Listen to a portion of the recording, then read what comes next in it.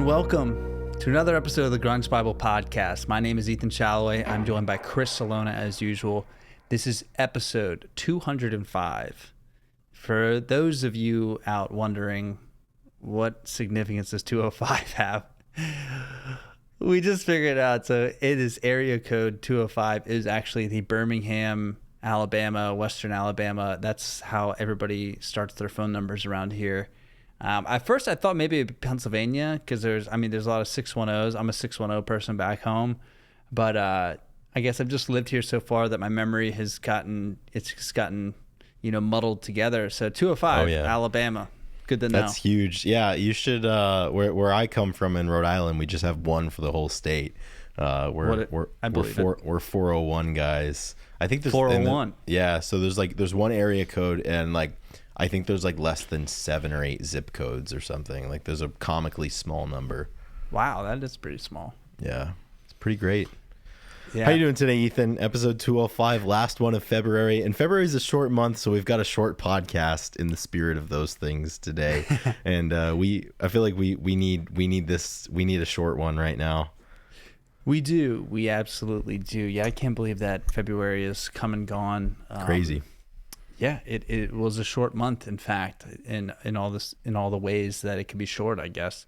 And I'm doing all right. I'm just hanging in there. Life is lifing, as they say. Just hanging around. We're taking it day by day, and just trying to control the controllable, right? Do your best, and it's just been hectic, and there's a lot going on, and yeah, I'm glad that we can sit down and talk for a good bit. I think that the title of this episode is definitely the mental health check-in episode of the Grunge Bible Podcast. So yeah, we're doing good. Maybe we'll get into a little bit more, but 205 is kind of cool. We're a couple weeks away from our 4 years of podcasting, which is, kind of a big deal. It's pretty cool. Strange thought. I'm definitely glad that we're not on 30 or 40 or something, because then you're just the new people that we once were new, obviously, but now we're veterans and no, we've been doing this podcast. We have over 200 episodes. We're not in the follow my podcast or the beginning stages where you get kind of torn up. Now it's and then everybody falls off. Well, that's the thing. Right. We talk about it all the time, when it comes up in conversation, I have a podcast. I'm oh wow, how long you been doing that? I was like, well, every week for 4 years, and it's all right. Yeah, we have merit. We understand the game, and it's not a baseless claim here. It's like growing your hair out and having a man bun. You can't just get that hairstyle unless you get implants. No, you have to put in time and effort, and it's very obvious that you've done that. And that's our badge of honor. Yeah, dude. Not only that, you can't decide to grow your hair out and then a week later tell everybody hey, I'm growing my hair out. You got to put some work in. Now we're at the point that it's a little bit more comfortable to be able to talk about this thing because we've done the work. Exactly. Which, speaking of, we want to do a hair check. You want to see how long my hair is, Chris? Yeah, let's see it. It's been a while. I always have it up. I always have it. And I never know because we don't see each other all the time. It's hard to tell behind the Zoom. It is. So hold on. Yeah, we're gonna get a check in. Unveil. It's oh my goodness. How long no cut on that? Hold on 1 second. What'd you say? Oh yeah. How long has it been since you haven't since your last cut? Honestly, I'm not entirely sure. Yeah. A while though. But it's been a while. Yeah. And I can confidently say that I think this is the second longest it's ever been in my life.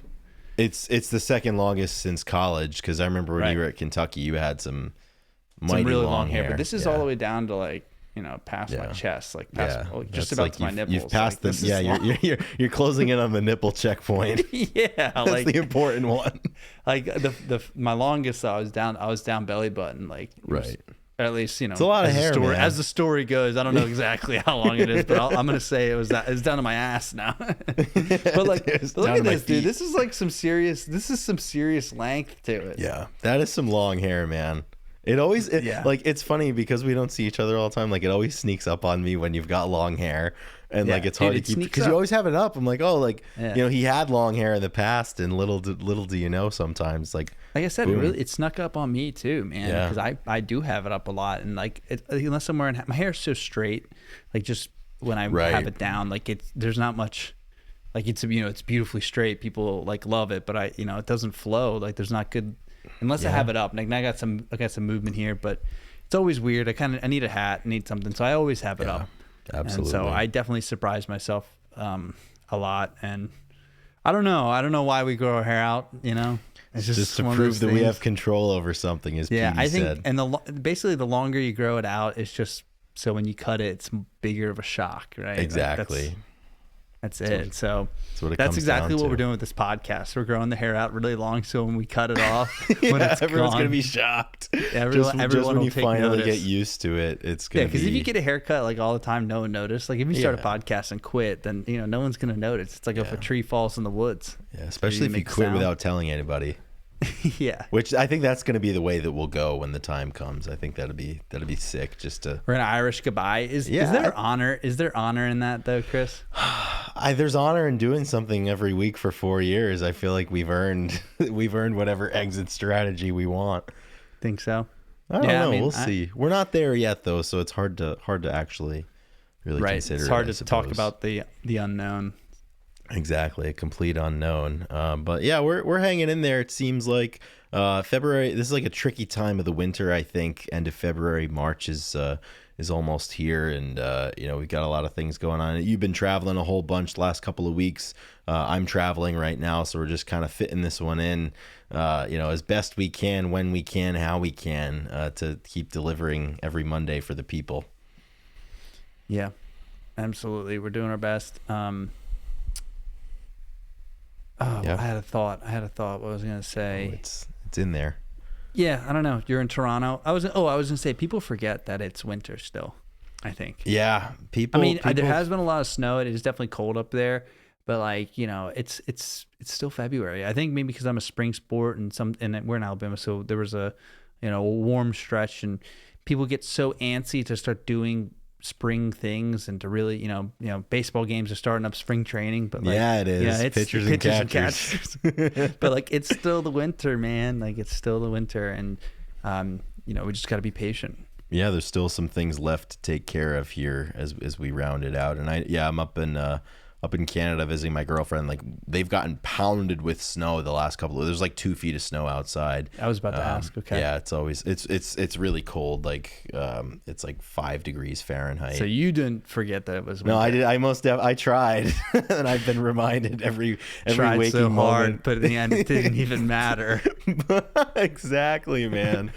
Just like the prophet has said in the past, and that's right. It's all right. And then I fly home. I come back next weekend, so it'll be March 1st that I fly back. Then I feel like it's off to the races, and springtime's getting going, warming up. So looking forward to it, but got some things to do in the interim here for sure. Man, episode 205. I think we have some people to thank here. We want to thank everybody that's continued to listen. Seems like a lot of people really enjoyed the episode that we put out last week, ranking the unplugged shows. So thanks for listening. Hopefully you shared it with some friends. Thanks for buying merch if you do that. And thanks for giving us money through the Patreon. We have a $2, $5, and $10 tier. That monthly amount, or that amount will be taken out monthly, and it'll go to us to help support the podcast here. And we can ring the bell. We have a new member of the Patreon. Important to note, this individual joined at $5 and then like an hour later upped the ante up to $10. So I'll be able to say the name of Sunshine Slackers now and every single week until something happens. And we got a message. I reached out to them and asked them, kind of what was going on and what their Patreon origin story is. And they wrote back and said, just recently stumbled on the podcast and immediately connected to the way you guys cover our favorite genre and branch out into other topics. Also appreciate that you guys will shout out newer, lesser known bands like Circus Trees and Hello Mary, who you introduced me to. Keep doing what you're doing and we'll keep supporting. So I love that. No mention of the Instagram page, which is sick. Like, I love the fact that there's stumbled people... upon. What does that mean? I don't know. Like, how did that happen? Like, did they just type in grunge and like it popped up? And I've done that. I mean, I think I did that with Goose. Like, I found like a random fan podcast, and it's not bad. It's the same thing that we're doing. They just follow one specific band. So if you're into that, that's the thing. It happens like that sometimes. I think if you type in grunge, like on the podcast sites, we tend to be the tend to be numero uno, which is, another thing that we've earned over the last 4 years. We've earned that spot. If you want to be at the top, you got to beat the best. I don't know if we're the best, but we've been doing it the longest. If you want to be the champ, you got to beat the champ. Exactly, dude. It's just like that. That's just that's how it happens, dude. So thank you to Sunshine Slackers for becoming a top tier Patreon supporter, and they join the following list here. We've got Black Hole Sean, A Bit Dusty, Doug Endy, D-Boat, Eddie Vedder Got Me Through My Second Divorce, Gochu John, Epona, Jade Mercado, Carlene Salona, Jamie Lynn, The Michael Dooley Project, King Buzzo Stole My Hair, Nikki Six, Millie, Russell, Seattle 4 Fanboy from New Jersey, Sherry Matthews, Abraham is the cutest basset hound ever, and What the Fuck is Up, Denny's. So getting that list a little healthier here as we head into the warmer weather is always a good thing. It is. Very thankful for people continuing to pop in and support us. It's great. I love that Sunshine Slackers, went in and then decided immediately. Maybe it was a ploy to get us to notice them. We would have noticed you either way. Yeah. But jumping up a level, that's pretty. Yeah. I mean, there's some people situated at that $2 and $5 tier who could follow suit and jump up a level here. You know, trying to level up here in the new year. They're holding the line though, Chris. Yeah, that's true. The $2, absolutely. We have to build a balanced pyramid, so they're holding the line down there. They're doing their part, and if you're out there, do your part, hold the line, join the trenches. Those are the trenches. Well, it's like if you've got your starting five out there, if you got the starting five, you can't all have shooters. Like you gotta have some distributors, you gotta have some rebounders, and you gotta have some glue guys, some guys who play some really great defense. And I think we've got a good mixture going right now. Yeah, just like when you go into battle, the Kings and the higher up stays a little bit back. Obviously, you got to send in the $2. Yeah, when you think about it, they're the ones on the front lines, not the $10. They stay back. We protect them. Absolutely. Awesome. That's good stuff. So let's move forward into this day in music here. We'll kick things off here, and this is for February the 24th. So on February 24th of 1950. George Thorogood is born, and hopefully the hospital gave him one bourbon, one scotch, and one beer to celebrate. This man's a legend. Happy birthday to George Thorogood. I think might have to get drunk and listen to him to celebrate. It's always a good one to sing and have fun at a party with. So yeah, man. Good old George Thorogood. Awesome. Here, I'm just firing up that list. Yeah, it didn't pull up on my. We have never this problem. Does. We always have this issue with the cloud. Yeah, with the cloud on the laptop, but no problems. I'm here to extend the streak that we have going on.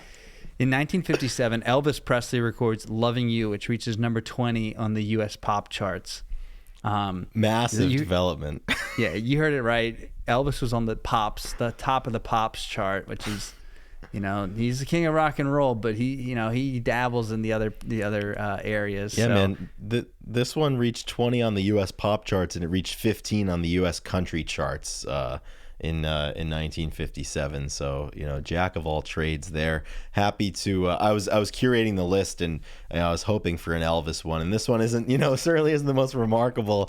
He's not getting deputized into the Memphis PD on this day in history, but recording a song that charts is enough to keep the streak going. So happy to continue that there. Later on here, we'll get a couple more recurring characters in this day in music history. But for now, we're going to go forward to 1969. And on this day in that year, Johnny Cash played a prison show at San Quentin Prison. And that particular show was the one that was recorded and released as the album Johnny Cash at San Quentin.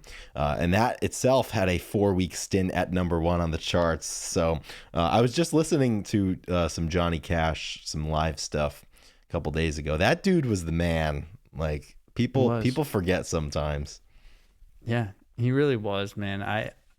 I there's some people that I wish I would have been around for their aura for the prime. Yeah, and what they brought us, obviously Elvis, but Johnny Cash, the way that people talk about him or influence, and we got the tail end of his career, very tail end, but it would have been cool to be in his prime and just see how he moved, how he did things. I mean, because that was probably a big deal, going and playing for, like, that's not something that people do often. I mean, they certainly don't do it anymore. Yeah, I mean, I feel like they should. Yeah. Post Malone playing exactly. Get us out there. We'll do a live pod from a prison. Yeah. This list is solid. This list has a lot of heavy hitting names, which is great. This is a really good list. Which obviously we don't include the lesser names because no one knows what's going on. But we just head to the important stuff. So in 1975, Led Zeppelin releases Physical Graffiti, and that's a huge day in music history. Are you a big Led fan? I used to be a huge Led Zeppelin fan, as most people go through a phase. Funny, when I first started my Spotify account and got like premium student, the first playlist that I made on Spotify, which I still have kicking around somewhere, is like my favorite Led Zeppelin songs. So yeah, Physical Graffiti was probably one of my, like, the first one that I listened to a bunch from them, just because, like, I loved the song 10 Years Gone. In the Light's great too. Cashmere's off of that record too. I mean, that is an unbelievably strong record. Funny thing about this one, I just found out, so it was released on February 24th of 75 in the States, and then the folks in the UK, where the band actually originates from, had to wait a few more days, and that didn't get released over there until the 28th of February. So wow. You gotta corner the market in the US before you head back across the pond, I guess. Yeah, they're just establishing the the desire for them, I guess. Yeah. That's an album cover that, everybody recognizes, the building and the apartments, I guess. Yeah. Yeah. It's a famous, like, pilgrimage spot for music fans too. So this next one, we're going back to back with some heavy hitters, and we're returning to the scene of the crime on this one, because on February 3rd, I believe, of 1976, this album was released. But on February 24th of 1976, the Eagles' Greatest Hits 1971 to 75 album becomes the first ever album to be certified platinum by the Recording Industry of America, the RIAA. And that designation was only introduced in 1975, so it took a little bit, but the Eagles plowed through that barrier, becoming the first ever. Imagine that, first ever platinum album. That's pretty good. First ever, like, by anybody, right? I think the first ever one that got the designation, because I'm sure that there were albums that sold the requisite number of units, but maybe it just wasn't tracked. Yeah. No, that is serious. That's awesome. And the Eagles, dude. Not everybody loves the Eagles. Not everybody, yeah. And we haven't recorded a podcast since the Super Bowl, and we previewed it on the episode that got released the day after, which was funny. And then Super Bowl night, obviously, if you listen to that podcast, or if you've been keeping up, Ethan's a Chiefs fan. So after the game, just got a text late night. All it said was, "I hate the fucking Eagles, man." I think it was a picture of the dude. It was the only thing I can think of, Yeah. Hey, sometimes you eat the bar. Exactly. Sometimes the bar eats you. So moving up to 1992, we have an anniversary, a wedding anniversary. The bells are ringing. Not many times do we get, like, obviously there's birthdays and death dates, but a nice wedding anniversary. This is great. And we get divorced a lot more than we get the actual wedding. So in 1992, Kurt Cobain and Courtney Love are married. So that means that they would be 33 years, years of I'm messing my words up. 33 year, what the hell? 33 years of marriage. Yeah. Crazy. 33 anniversary. Yeah. I can't even say it. As everybody knows, they both lived happily ever after. Yeah. Yeah, no problems at all. No, nothing. Yeah, it was just Kurt Cobain's birthday on February 20th. He would have been 58. So definitely tough. Always interesting. And I just learned that Kurt Cobain and Olivia Rodrigo share a birthday. They were both born on February 20th. So I trolled everybody on Grunge Bible and posted a picture of like very shittily photoshopped Olivia into like a Nirvana live shot of them playing. When was she born? Probably like 2003.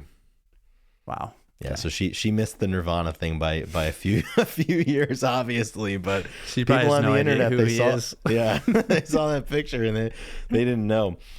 We've got one more event on this day, and this comes from 1998. Somebody who's been appearing relatively frequently, I feel like, in the This Day in Music column here. And on February 24th of 1998, Elton Hercules John is knighted by Queen Elizabeth II. What can't this man do? Yeah, I love it, dude. And knighted, that's another one that's just, there's not much. To me, there's not much. I don't understand why they knighted him. I don't know what I mean? Like, I don't know what you do to deserve such honor. But man, I guess just being famous is enough, right? But it might not things. Like, honestly, like I loathe, obviously, like with the American tradition of breaking free from Great Britain and the crown and everything. Like I'm not a big fan of any of that stuff, but like knighting people is awesome. That is where it's at. Like, it's so cool. It is. I mean, it's such an honor. I would love to carry a designation like that. Yeah. And just make everybody refer. At least an honorary member of the Memphis PD or fire department would be cool too. Could we there's got to be somebody out there that could not knight us, but like do something like that for us. Yeah. I would take being a duke. Is duke higher? That's higher than a knight, huh? I don't know. They both sound amazing though. Like, and they have isn't there like count too? Like there's like a count. I mean, there's the Counts of Monte Cristo. So. There's obviously lords too. Yeah. A lord would be great. Yeah. And if we're talking Vikings, I've been watching a lot of Vikings recently. It could be Earl. Oh yeah, or Earl of Wessex. Earl is highly underrated. Earl is a highly underrated term. Exactly. Yeah, we need one to. Of the. I was watching the USA versus Canada and the nations face off last night. 4 nations facing off. It's great, and Canada got us. And it's funny because you're in Canada right now, so you're probably surrounded by a bunch of we went out last night to watch it, and like everybody was wearing their like Canada jerseys and stuff, and like they were cheering, and it was interesting. It was probably good. Yeah, it was good. On the call, or PK Subban was on, and we love PK, and but he used the term, he called the goal, and this is a broad little exercise that I thought about bringing in, and just sports terms, sports slang that you really only know if you're like have been a student of the sport. Right. But he called, and not that this is like that crazy, but he called the goal, he just called it the cage. And it was great. Like, he shot on the cage. Like, he just like really, got to get more shots on the cage. And it was great. They called the jerseys like sweaters. And like, if you're like a regular fan, you obviously would call them jerseys and like the goals. And you wouldn't, use those terms of endearment. I think like the little bit of slang. And I was trying to think of some other, like the pay dirt, talk about end zones or whatnot. Do you have any good ones off the top of your head that you kind of have to like play and feel like anytime you, They talk about it so casually, like everybody should know what the cage is, Yeah, I mean, baseball, it's always great, like like the pitchers on the bump or like on the hill or something. Like there's always, one of the best, obviously, which we've heard people talk about quite a lot, and people have used as their identity at some point. The penalty box being the sin bin, or the bin. I mean I think you'd be hard pressed to find one that's better than that. Yeah, it seems like a lot of good ones in hockey, and that's exactly what I'm talking about. Probably a sport that we don't hear as much about. Right. Cool. So that is that's This Day in Music. I mean, we'll come back to random sports terms later if we think of some, because that's always a good segment. There is one thing that happened on Sunday, the 16th, I believe, and it was SNL's Saturday Night Live's the 50th, right? 50th anniversary of their show, and they did a 3-hour long thing where they had everybody show up. It was really cool. Seth Meyers was there. I was hoping to maybe see Eric on there, but I don't know why he would be on there. He's always he's everywhere. No, he's in Japan right now.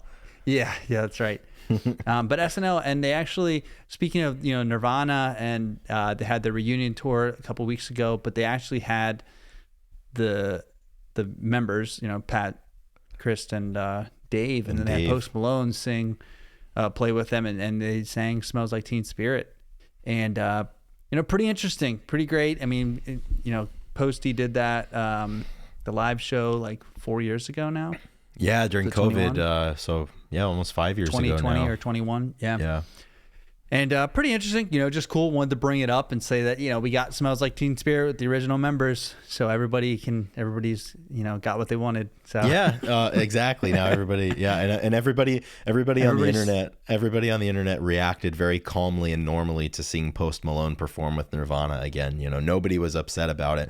Interesting tidbit that I learned, at the time when he performed on SNL, that he reached out to the the living members of Nirvana before he did the COVID fundraiser show, to get their blessing to play the Nirvana songs, which I thought was cool. I mean, love him or hate, love the way he sings or hate the way he sings. Like, he seems like a real dude and like good dude, and he's certainly respectful of the people that have influenced him. So, I mean, right. Kurt's obviously not going to come back to play those songs anytime soon, and I think any way that you can introduce younger people to this stuff is cool. It's the same way that, like, I was talking about, like, the Bob Dylan movie a couple of weeks ago. I think it's like new generation can get introduced to some of this shit. Like, I'm all for it. But is it even for the new generation? I feel like they did that for all the old people. Yeah, right. And the old heads always hate it. Yeah. Well, before they did this, it'd be like, all right, who's gonna play? Who's gonna sing? It's Post Malone. He's the only person that could do it. Or there's probably a few things, but like Posty's probably the person that, like, a lot of people have talked about or wanted to play. And this happens all the time where it's like one person and then they finally get that person and it's like, no, they're not the right person. Yeah, well, people are always unhappy. Like Jesus of Nazareth could come back and front Nirvana for a night, and they'd be like, oh, like his robes were too loose. Like, he's got to cut that hair. All right. Well, they want the long hair. I hope so. You'd think. It was pretty good. I got through a little bit. I taped it. I'd like to go back and watch it. I love sketch comedy. That's a power move to tape it, by the way. Oh yeah, that's great. You don't hear of people doing that very often. It's not anymore. VHS tape though. I don't have, but when I was a kid, that used to boggle my mind how you could do that. Like, I remember, like, still my parents. Yeah, I don't know how it worked, because like a sports game or something would be going on late, and like I couldn't stay up, so like I'd watch like the first 2 or 3 innings, and like my mom and dad would be like, don't worry, like, we'll tape it for you so you can watch it the next day. And I have no idea how that process worked, but it was awesome. Well, the crazy part is you'd put in an old tape, and obviously, like, you'd record over top of. Do you remember the old when one. Like, your parents would accidentally tape over something that was important? Yeah. Well, I would say, or then like you'd finish the recording, but there'd still be more tape, so we'd cut back to whatever the previous you like thing 5 was minutes recorded. of Dan's retirement party in 98. Yep. You have like, an hour of Looney Tunes, and then it cuts back to like Sinbad or something. Yeah, exactly. Oh man, there's something that we lost when the VHS, went the way of the railroads. It did. Yep. Yeah.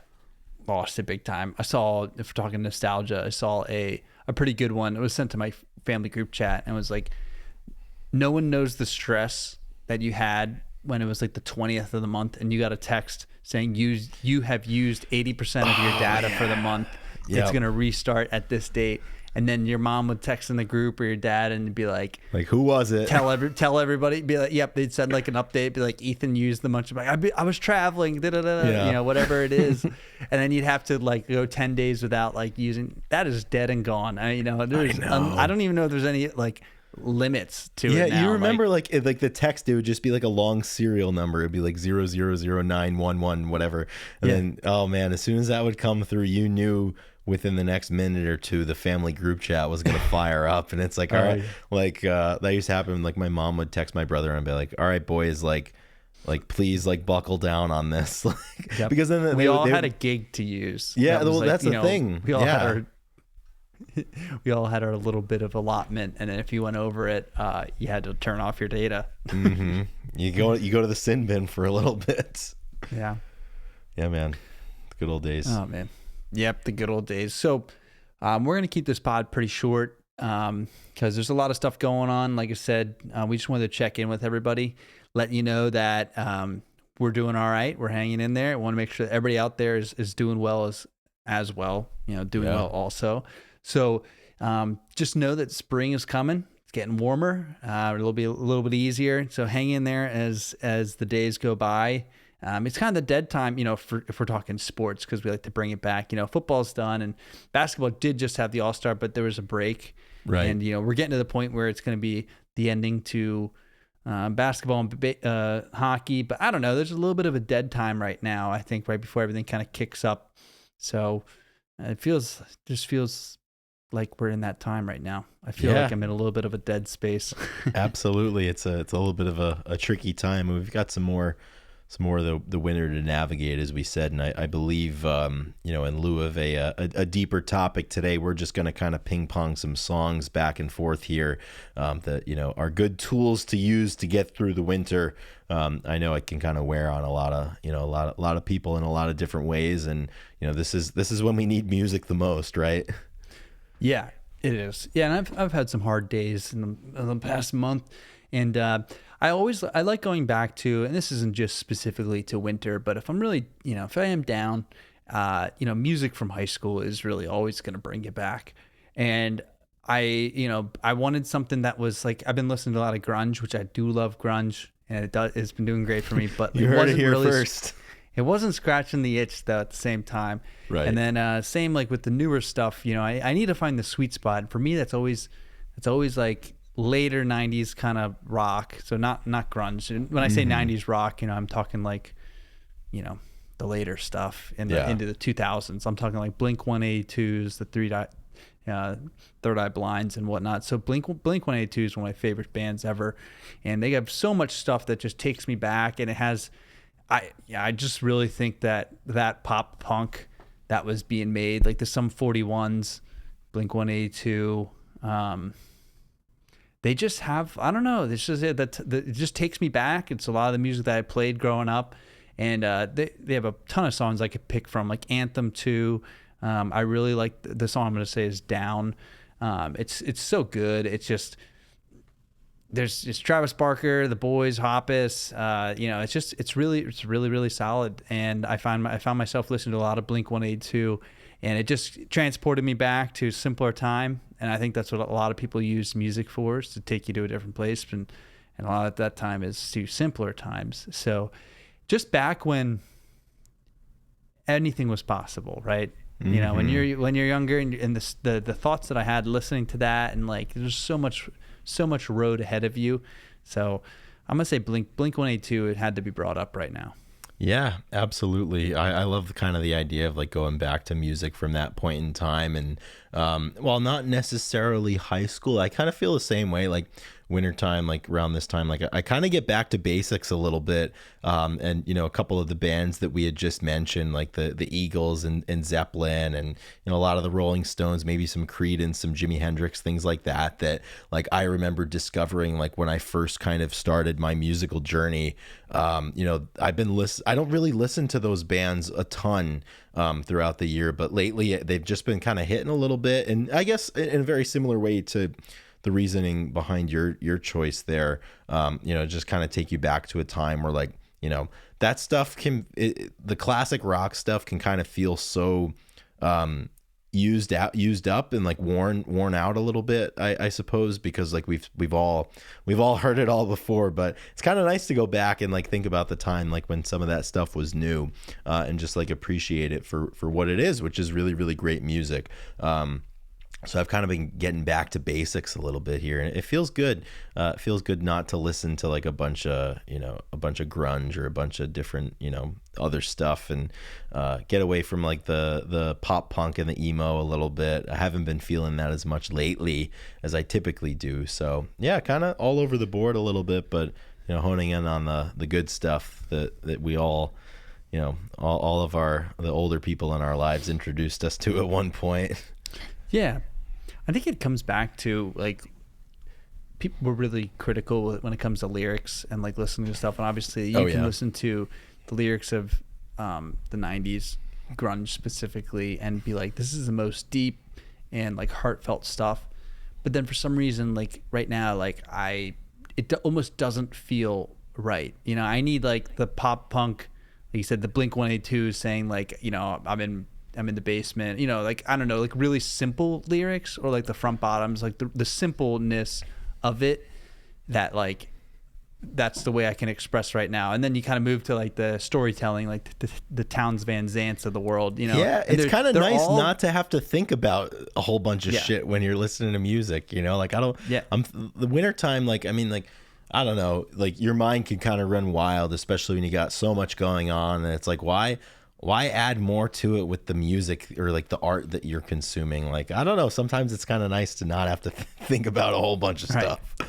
Yeah, like you'd rather, there's like the introspective sad, and then there's like the anger sad or something like that, and you just want to be like, yeah, I'm feeling this, I'm feeling this, you know, 100%. Simple stuff. Yeah, I like what you said about the storytellers too, where it's like, you know, there's not really many metaphors or anything. It's just like, all right, like I'm gonna listen along to, you know, somebody tell me about something, and like two of the '90s acts that like I've been listening to more and more, like are kind of more in that vein, where like their songs are always quite wordy, but it's good because it's descriptive and like they just tell you what they're trying to tell you. And like so like Modest Mouse, Counting Crows, been spending a good amount of time with. Oh yeah, dude, the Modest Mouse of the world. Whew. Yeah, good stuff. One song that I've been listening to, actually it is a newer song, but it's AWOL Nation. They released a song called Barbarian, and they have an acoustic version and a regular version, full band. And just really, it's a very full sounding, but just like a progressive build. And then in like the full version, like, you know, kind of like a chorus of people come in, and it's very, very heartwarming, and kind of like it really, and I like AWOL Nation's another band that I really loved growing up, and I thought, you know, Aaron Bruno, I believe his name, the lead singer, he was just so creative, and it was a lot of fun. So that took me back to simpler times as well, and that was nice. It's a good time to reconnect. Yeah, absolutely. Is there any other band that you want to bring up? No, that's about it.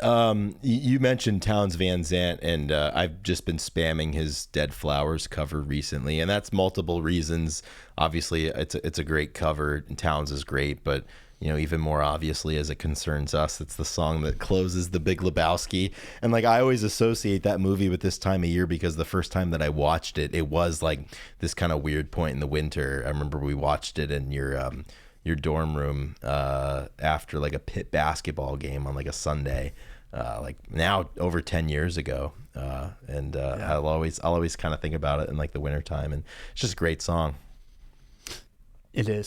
It is a great song, and pretty intense. If you are sad, that's like pretty intense. Yeah, exactly. It can be a pretty intense one, but it is really nice.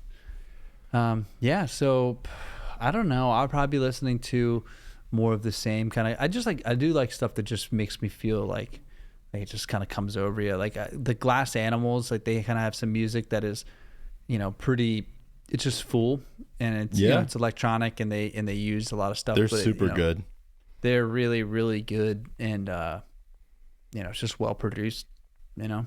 And yeah, dude. It makes you feel. It brings you. It just kind of like puts you in a bubble for a moment, and that's what I'm looking for. You know, a safety wrap, bubble wrap. Yeah, man. Yeah, we gotta bundle up here a little bit next couple of weeks, but we'll be through.